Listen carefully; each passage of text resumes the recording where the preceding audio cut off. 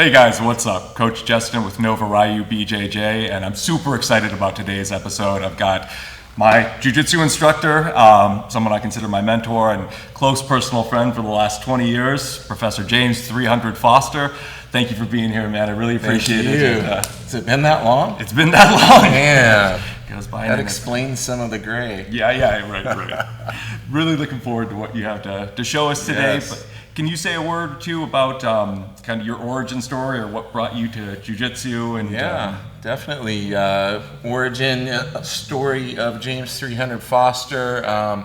So I was always into martial arts. When I was a kid, I would watch all the weekend kung fu movies and those kind of things, and I always wanted to do martial arts. Like when I was really young, I think 4 or 5, the neighborhood kid, he had throwing stars and nunchucks, and he had climbing claws. I don't know where he was getting this stuff, but we would play all around the neighborhood, a little ninja stuff and doing all of that, and I always wanted to train, and I would beg my parents, please, I want to do martial arts, and they're like, yeah, kind of put it off a little bit. And then when the first Karate Kid movie came out, that was kind of when they saw anti-bullying and all of that. So I was getting bullied pretty bad in preschool of all things, kindergarten and that level, because I was always so much bigger than the other kids.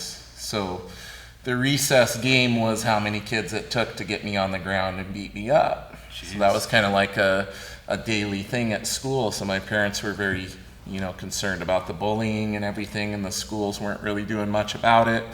So I think that combined with seeing the Karate Kid and kind of that message, even though they kind of turned it around to where, some of the memes where he was actually, Daniel LaRusso was actually the bully, right. Which is a great twist. So they saw the benefits of that and got me into karate when I was 10. So I did a style of karate called Amka-jitsu, which is like American karate, but it was more like Jeet Kune Do. The motto was, if it works, we use it. And that was until BJJ got popular, and they did not like BJJ. They didn't like the fact that somebody who'd been dabbling in jiu-jitsu could take them to the ground and choke them out or arm lock them relatively easy, even with all the karate kicks and things that we were taught to do. But I trained there. I did karate for almost 10 years, and like the origin story of a lot of other BJJ practitioners from my era back in the early to mid 90s, we saw Royce Gracie in the UFC. So when I saw Royce Gracie in the UFC, I was already a black belt in karate, and I was like, I want to know what that guy's doing. How's he doing that? This seems really effective. I want to know what to do if I end up on the ground with somebody. The style I trained in, it was very much limited contact when we would spar. And you always had in the back of your brain, in a real situation, am I going to pull my punch? Am I going to pull my kick? Am I really going to follow through? Because we practice no contact or light contact. You could see in the UFC what was working and what wasn't. So that was a really big eye-opener for me, and I think many other people around the world. When we saw Royce doing that, he wasn't a huge guy. He was in there, submitting bigger people, and it was shown to be very effective. So for me, that was the point where I started dabbling. So I've been doing jiu-jitsu with formal training for over 28 years now, but I've been messing around and dabbling in jiu-jitsu for about 30 years. Wow. Yeah, 30 years, maybe a little more than 30 years, because after that first UFC, which I believe was in 93, me and some of the other karate black belts were getting together in off hours, reviewing bootleg VHS recordings that people had got from their pirate cable boxes, sure. We would try to reverse engineer, how was he doing the Ezekiel choke, how was he doing the arm bar, and we would get together and practice and do jiu-jitsu way back in 93, 94, and then there came a point where I knew I wanted to branch out and also do jiu-jitsu. It was always my intention to continue doing karate and continue training there, but also go and pay to learn jiu-jitsu and then bring that back to the karate school because the motto was, if it works, we use it. Because we did stuff from Judo, we did stuff from Taekwondo, Kung Fu, everything that was supposed to be the whole basis of the style was, if it works, we use it. We use everything, the best techniques from every style. So I offered at the time to go and pay to learn jiu-jitsu from Marcelo Alonso, who was the only academy here in Washington State at the time with a legitimate Brazilian black belt running the academy. And I was told that jiu-jitsu was a fad, like Kung Fu was in the 70s, and then it would be gone after a couple of years. You'll never hear about it. And this is after them seeing it in the UFC, seeing how effective, and it's not like it's this unknown, unproven thing at that point. And I was told, if you want to go do jiu-jitsu, you can do that, but you can't come back here. So basically, you have to choose between your family here at the karate school that you've been with for almost 10 years, or go learn this BJJ thing. And so, as a young man, I made the decision. I wrote this letter and about how I was being forced into making this choice, and really didn't want to, really wanted to do both, because I was offering to go pay and learn it, bring it back, teach it there. But I was told, nope, if you go do that, you might as well not come back. So from that point, my life branched, and I've been doing BJJ ever since. Yeah. And that's when you started running an academy then? No. So that's when I officially started doing jiu-jitsu. So that would have been in '96 was when I officially started training under an instructor, became officially ranked in Brazilian Jiu-Jitsu, trained through second degree white belt with Marcelo Alonso, and then there was a lot of changes as far as owners and instructors that came in and all of that. But that was when I first started training officially, was in '96. And then around 2002, 2003 was when I started teaching jiu-jitsu officially.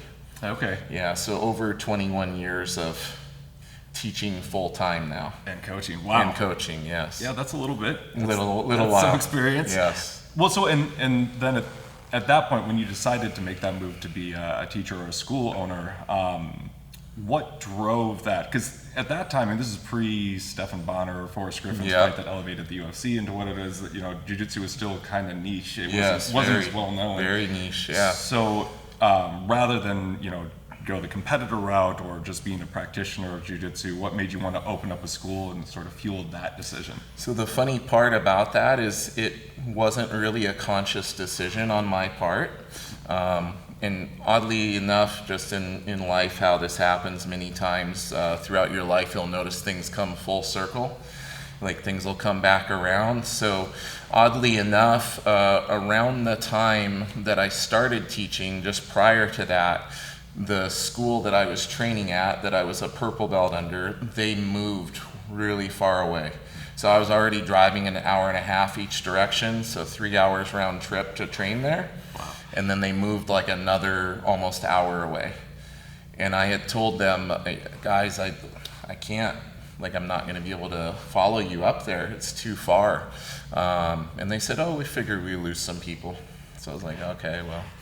Then I didn't know what to do. I didn't have a home gym. I was scrambling to figure out what I was going to do, how I was going to continue training. Because back then there was a handful of schools. There would really be 1 or 2 schools open at once, and that's where you trained. Like that one place, that's where you trained.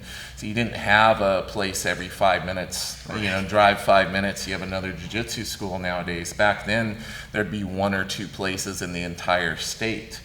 And so when they moved further away, it's like, man, what am I gonna do? I can't train anymore. I'm gonna have to like invite my friends over, train in the garage. I had like a fold out mat. I did that for a little bit. But around that time, the new owner of the karate school that I used to train at, who was also a student there at the time, he became the owner, and he reached out to me because it was in the early days of MMA here in Washington State, where it was only allowed on Indian reservations.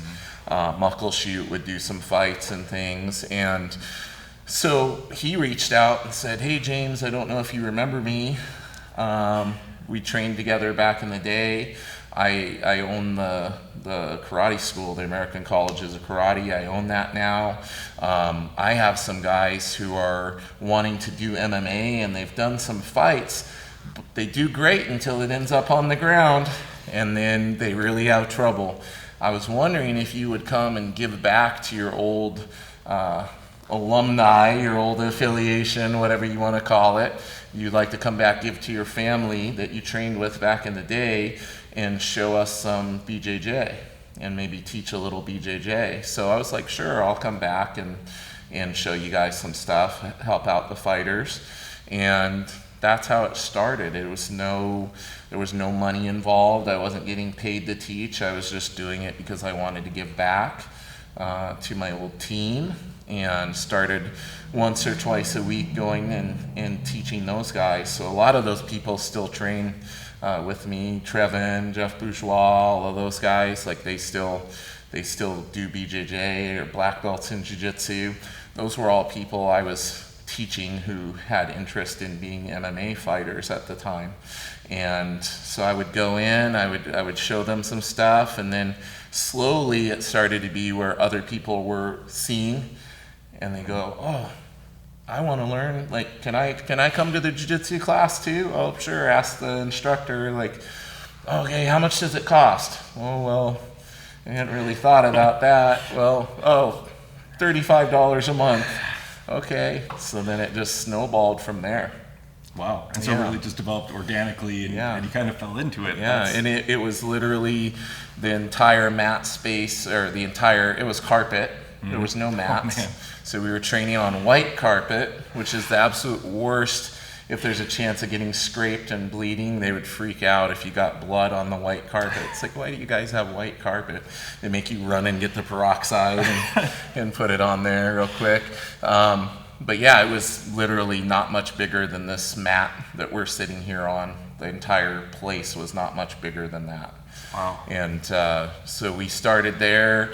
They branched out and opened up a bigger location in Auburn that was very, very big in comparison. And they actually, in around 2003, I believe is when that started, and they let me use one half of the school and have my two 20x20 wrestling mats in there. And then I continued teaching, continued growing my team, my student base. And then I had the goal of getting it to the point of being able to open my own location and not be teaching out of somebody else's martial arts school. And 2007 is when that occurred. And I had a very small school. We outgrew it in the first year. We were in a 3-year lease. They're like, "Oh no, we outgrew it in the first year." Well, good problem to have. Added a bunch more classes, made it through the 3 years. And then in 2010, that's when we got into this much bigger location, now going on 14 years ago. Man, 14 years here. Yeah. Yeah. That's awesome. Yeah. Well, okay, so we've both been training a long time. You know, you have been Absolutely, training longer than I yes, have. yes. And you know, obviously you've been training at a higher level and far more consistently. But I think we both agree there's been a lot of changes in jiu-jitsu over the last, say, 30 years. Definitely. You know, like for instance, one of the things that I see is there's like a current meta that's very different than the late 90s, and that there's like a, you know, an emphasis maybe on a kind of hyper athletic, no-gi, leg lock and leg entanglement game, as opposed to, like, say, the late 90s, where it was more gi oriented, upper body submissions, chokes, arm bars, and guard passing as the game. Yeah, a little more specialized right now. Yeah, yeah, and things kind of evolve and go up and down. But from your perspective, what are some of the ways that you've seen jiu-jitsu change, whether it's in, you know, its popularity, or its, you know, accessibility, or techniques that come and go, or just your own observations? How do you see jiu-jitsu having changed over the last 10 years? Well, jiu-jitsu's evolved a lot in that there's a lot more information available, a lot more access to instructional material. I remember back when I was starting, there was nothing. There was literally one book where it was spelled the same way, Jiu, JITSU, all right? Not the Japanese Jitsu, and it was a guy in a black tank top with a big gold chain. This guy that looked like he was straight out of Brooklyn, New York or something. And we had this book, and it showed some grappling, some jiu-jitsu moves, and then there was the Craig Kukuk had the VHS tape series that I couldn't afford. It was like this big, like 12 VHS tape series. Like that was pretty much all there was back then. Now we have much wider access to free instructional information, and the instruction that people receive at jiu-jitsu academies is of a higher caliber. Back then, we were subject to training with instructors a lot of times that were fresh off the plane from Brazil, who didn't speak a lot of English, which, hey, we were happy we were training with an actual Brazilian, learning Brazilian jiu-jitsu from them. So a lot of it, you had to be very observational and interpret what they were trying to say versus what they were showing. Sure. Okay, which I think there's some benefits to that. I think made you really focus on actually seeing the details, whereas now it's all laid out for us. Sometimes we don't have to do as much work up here to pick things up. So I do think it helped in the ability to observe and really understand how techniques worked. But at the same time, the techniques we were being taught back then were very remedial in comparison to what we have available to us now. And I think it's a double-edged sword, because while we have a lot more information, it's already overwhelming as a new student to jiu-jitsu. What should I work on?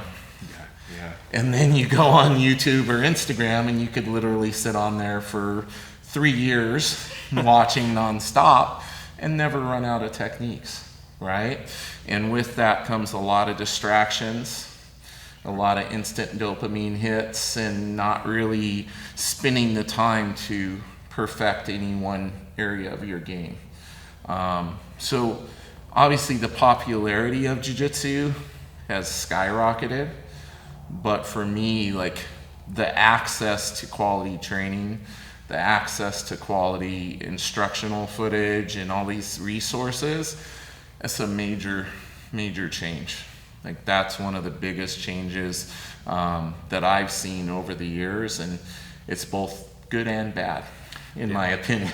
No, I could see that for sure. Yeah. Well, and something you said kind of resonates with me. I mean, both as a student and as somebody who's trying to teach jiu-jitsu, it seems like it's challenging because it's so limitless, right? It's kind of amorphous. In the older styles like karate or kung fu, there's typically like a finite set of these are the katas you have to master, these are the moves, and you just progress through those. But this, it's hard to a lot of this is the way versus this is a way. Yeah. Right? Yeah, jiu-jitsu is very much, hey, this is a variation of how you can do this, but there's 50 other ways you can accomplish this one thing. Sure. Karate, some of these other styles, like, here's how we do a side kick. This is the right way to do a side kick. This is the only way to do a side kick. This is the best way to do a side kick. Jiu-jitsu is very, very open. And that's why jiu-jitsu continues to evolve. And this is how somebody like myself can be doing it for over 28 years, or 30 years if we count the informal training, and still learn and evolve after all this time. I pick up new details, new things all the time. And that's very unique to jiu-jitsu. Yeah. I don't think you see that in a lot of other styles. I agree. No, that is awesome. Well, okay, and that's a good segue point then, because I like to ask this question to anybody who comes onto the channel to teach stuff. And I'm sure you run across this question daily running the school, but if you have somebody who's at the start of their Brazilian Jiu-Jitsu journey, what sort of wisdom or things would you impart to that person to help them along? Because it's tough. It is tough. It's a tough thing to learn. I think the biggest stumbling block that a new jiu-jitsu practitioner faces is there's a couple very common ones. There's going to be the whole comparing yourself to other people. comparing yourself to the other student that started approximately the same time that you did. And you see them in the class and you remember, oh, we were both there on our first day. And then maybe you're seeing them progress quicker, whether that be rank or just their skill level, and you're struggling.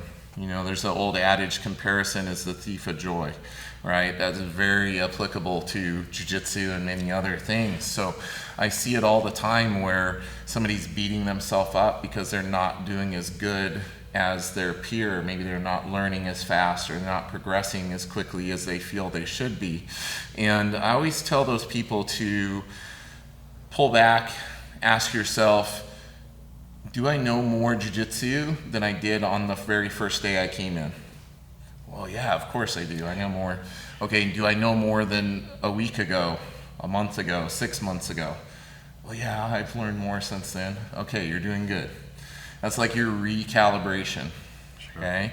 You compare yourself to another person, it's a false metric because you don't know, as far as your brain, they're there when you're there. In your head, oh, I saw Jestyn today, he was at class, and then I think you're not doing anything other than when I'm at class again. They don't realize that other person they're comparing themselves to, maybe they're training 3 times a day. Maybe, you know, you're training 1 day a week or 2 days a week, and they're in here 3 times a day, 4 days a week. Yet, perception is reality, so you go, oh, well, they're only here when I'm here. No, you're comparing yourself to somebody who is here all the time. But you don't realize that because in your reality, oh yeah, so-and-so's at class the days I go. Like, no, they're here way more, buddy. And everybody learns differently. Sure. Some people just learn way quicker. Some people are naturals. So again, there's so many factors that give us a false sense of how we are doing in comparison to others that most people don't take the time to consider. So I think slowing down, pulling out the picture, like really zooming out and going, okay, how am I doing compared to when I started is a really big thing that I encourage everybody to do. Don't compare yourself to others, okay?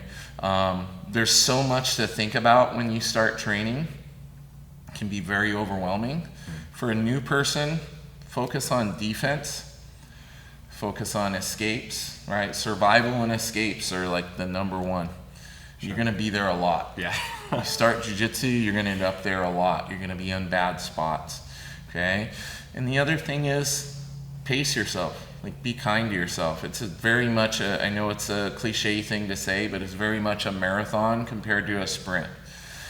People need to adjust their expectations and take their time and realize that consistency is the biggest thing. Literally, if you can only come in once a week or once every other week, if you're doing that week in and week out, you will get better. Okay? I would argue that that's more important than coming in a lot for a period of time and then taking 3 weeks off and then coming back, hitting it hard and fast and heavy and going and going and going and killing yourself and then, oh, I got to take a break again. Like, I would say the old tortoise versus the hare, sure. Slow and steady, like that's the proper approach. And for individuals who come into this that like to do extracurricular conditioning, maybe they're already an athlete, they're somebody that works out or something, I always say, like, taper that down, make a little bit of time for this, give yourself a few months where you scale back your extracurricular conditioning and things that you do, let your body adapt to the demands of jiu-jitsu. We work all sorts of weird parts of our body that you don't normally work in other things, and also from a mental absorption standpoint. Like, if you're coming in too much, it can actually be of detriment to your training because you can only absorb so much new information. Sure, no, that makes a lot of sense. So there's a lot of the stumbling blocks and hurdles that a new person faces in jiu-jitsu. Okay, no, that's beautiful. That makes a lot of sense to me. Well, and then a specialized version of that, For the bigger guys out there, bigger people out there, say you're over 6'3" and over 250 pounds. If you're starting I don't jiu-jitsu, know anything about that. no, can't relate. I'm just a big guy that identifies as a little guy. That's right. Yeah. But for those people who can come in and they have a certain amount of physicality, they can Yes. just bulldoze a lot of opponents. How do they, or what would you say to them to facilitate them getting better, faster? Yeah, well, that's really tempting to do if you are big and strong and you can do that. It's like instant gratification, right? And you can come in and roll and feel good about yourself right out the gate because you're being competitive with some people. But what you have to realize is there's a point where that changes. There's a point where there's going to be a time where you end up on the bottom. You end up in bad spots. So what I tell people who are coming in with those attributes and who do have the ability to do that is you're always going to be naturally good at that. So what's it hurt if we take some time for you to work the opposite end of the spectrum and work off your back, work your guard, work from bad spots. Like, let's get that sharp and then come back to that other stuff that you're already naturally gravitating towards. To me, that's the best way in the long term for somebody like that to train and make sure they don't develop deficiencies in their technique that get exposed later on when they are with somebody who does not get overwhelmed by the size and strength. Because we've all seen that happen, right? Sure. Like, there comes a point where all of a sudden that stuff doesn't work and it's like, oh no, I don't know jiu-jitsu anymore. Like, no, it's not that you don't know jiu-jitsu, it's just you've gotten a false perspective on how jiu-jitsu works. You've gotten away with some things. I see it a lot of times when you'll roll with a visitor, they come from the school where they're the biggest person. Sure. And you can't help it that you're the biggest person at your school. Like, you got the people to train with that you have to train with, right? But they'll come in and they'll be a higher level person, like a black belt or like a purple brown, and they'll be like, man, none of my moves worked when I rolled with you, or when I was rolling with your upper belts, none of my stuff I normally do works. And it's like, well, it's because some of that you've developed habits working with the people that you've been working with that gave you a false sense of where you were at with your technique, or allowed you to develop some bad habits that just are getting exposed because people in here are used to rolling with bigger people. They have a bigger coach. They kind of know and understand how to negate a lot of those things in that game. So it can be difficult. Like, being the big person, you very much have to be willing to put yourself in bad spots. If your peers, if your training partners aren't able to put you there, you have to put yourself there and force yourself to work in those situations. Got it. All right. So big guys, you heard that, right? Start under side mount. Yeah, absolutely. And don't just start under side mount. Start under side mount or side control, whatever your academy calls it. And if you are able to, like, bench press the person and throw them across the room, don't, because that's not going to work with somebody your size or bigger. So keep yourself honest on your technique. Go, okay, would this work if the person was 100 pounds heavier? I probably couldn't bench press. Okay, I'm going to do this instead. No, that's great advice. Well, okay, two last questions, and these are more like of a selfish inception as far as the questions. But to pull back the curtain on something that a lot of students wonder about, and I wonder about this particular facet a lot. For coaches, when you're looking at ranking people or progressing people through the ranks, there's so many people, so many different skill sets or physicalities or just abilities. So if you have somebody who's in their mid 60s and is doing this purely as a can I still stay active type of thing, versus a collegiate wrestler who's or prior collegiate wrestler who's 25 versus somebody who did judo for 15 years or something at a high competitive level, how do you manage? Yeah, you can't grade them on the same scale, right? Like, there's too many different types of people that do jiu-jitsu to have a singular way of doing promotions. Like, you came to X amount of classes, you get a stripe. And like you were saying, somebody older, if you're grading based off of competition or physicality, they may not ever become whatever rank that you're thinking of putting them to. If just being tough is our metric and having to be able to compete with people of our peer level to be any given rank, like most of us would still be white belts. Like there's always somebody tougher and better and more skilled and more physical. So I find that you have to base it on the individual and their individual journey. So some people, they like to compete more. Those people get graded different than people who don't compete. Like promotions is one of the singular most like hard things to do. As you're already noticing now that you're running a school. Already running into that. Yeah, there's no one perfect answer to be able to grade everybody on the same scale. Okay, so I base it off of a few different things that are kind of my guidelines. Okay, I look at how consistent somebody's being. I look at, are they able to actually apply the things that they're learning during sparring from time to time. Like not on everybody, they don't have to be able to pull it off on everybody, but are they actually translating the techniques that they're drilling? Are they pulling some of those off during sparring with a resisting person? Okay, they're being consistent, they're coming to class. Like they're not like once every 3 weeks. Like it can be very hard for somebody to gain rank with me who is inconsistent. Or consistent for a period of time and then disappear for 6 months and then come. Like you're pretty much going to start over on that process. You're like, I'm going to start looking at you again once you've been consistent again.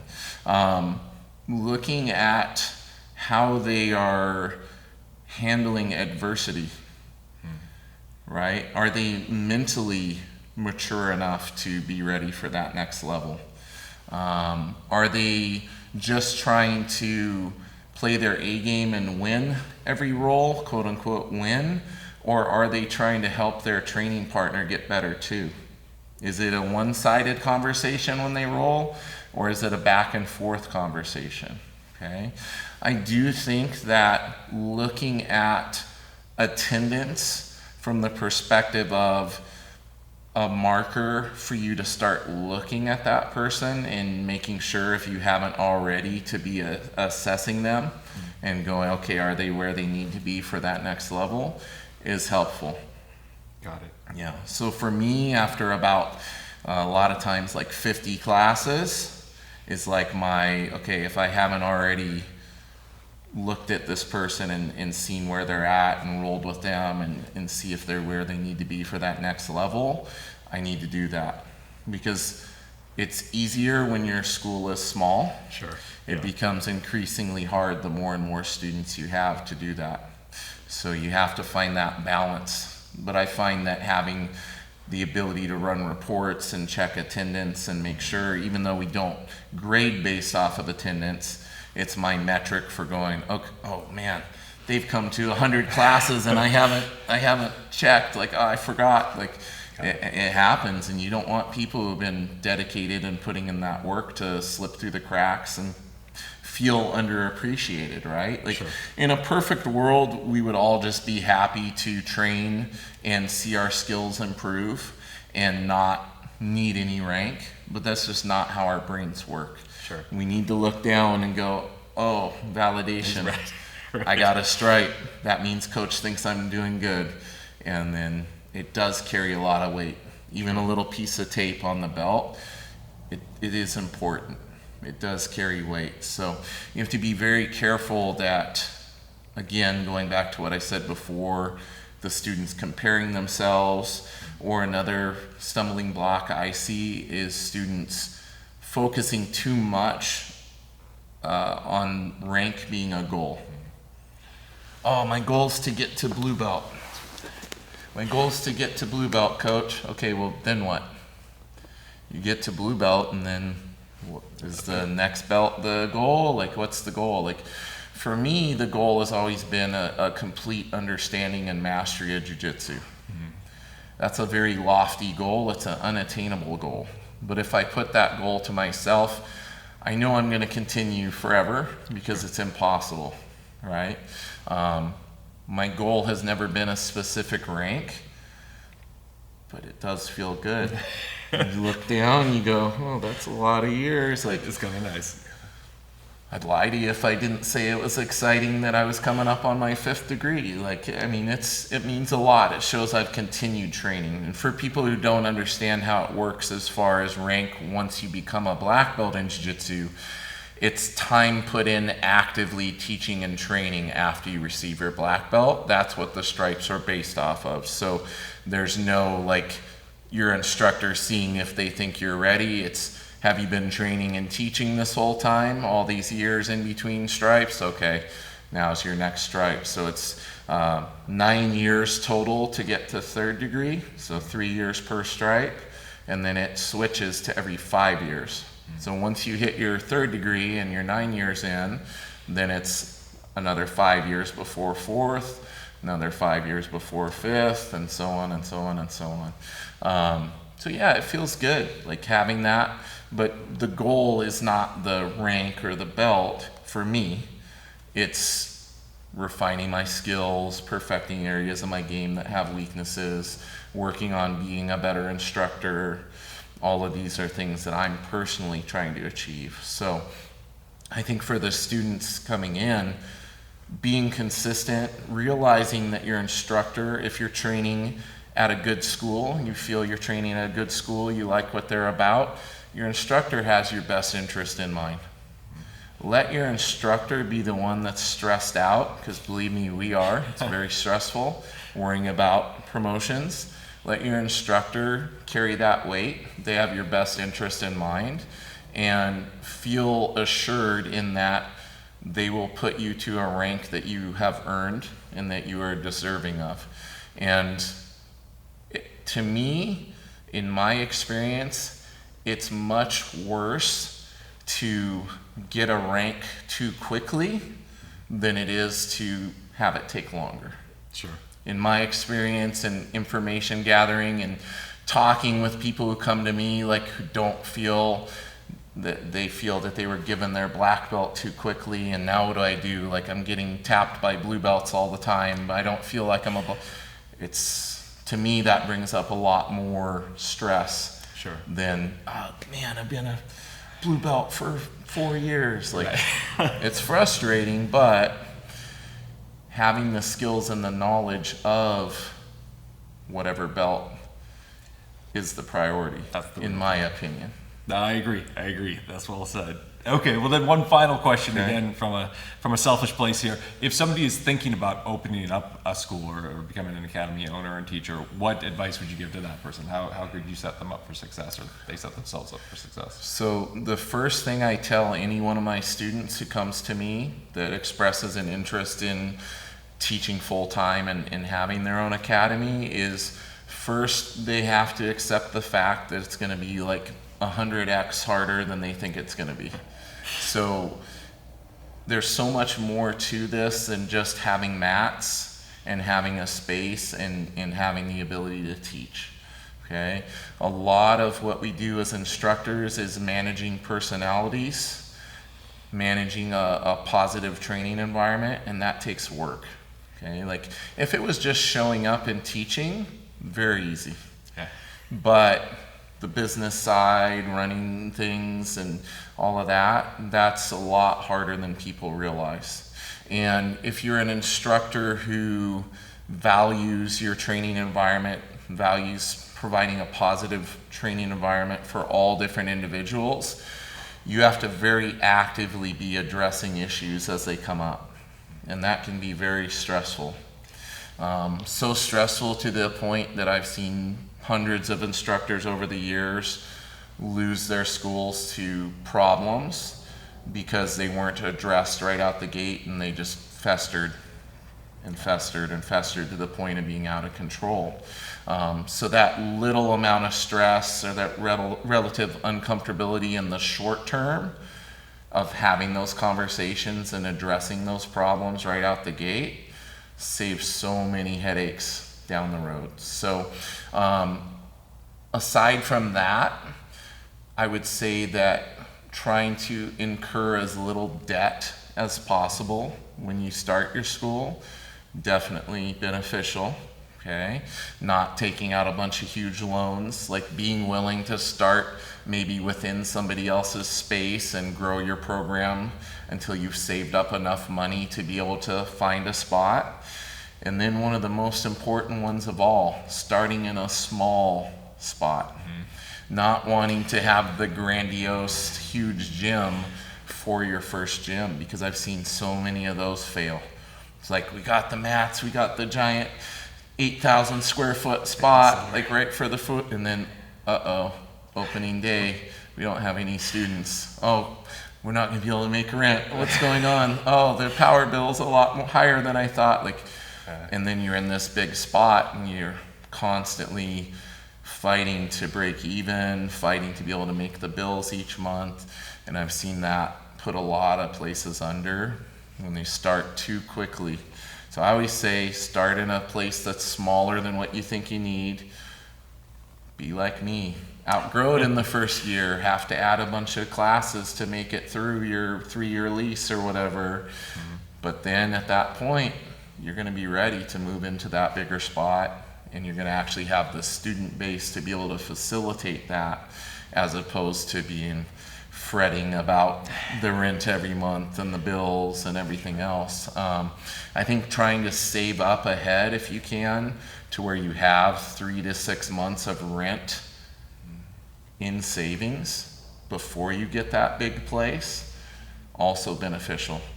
Then if you do get in there and things are struggling at first, you're like, oh, I've got 6 months to figure it out.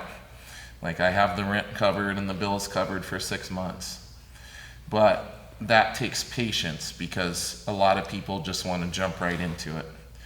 And they go, I want to open my school now. I don't want to wait till I have that money saved. Oh, I'm going to do a loan, and then they're paying off loans for the next 20 years too. Like, it's what people realize. A lot of these gyms, when you see them, they're grandiose. Those people did not do it all on their own. Sure. There was financial backing, there was loans, there's all sorts of things behind the scenes that you don't see that make that a possibility, right? So if you're comparing yourself to that when you're trying to open your first place, you're getting a false metric. So take your time, take it slow, start small. It will grow. It just takes time, but it'll last. And that's the main thing. Most schools, most businesses end after the first year or two. If you make it past 2 or 3 years with your jiu-jitsu school, you're doing amazing. Aces. All right. Awesome. Awesome stuff, man. Thank you so much. My Let's look at some pleasure. technique. All right.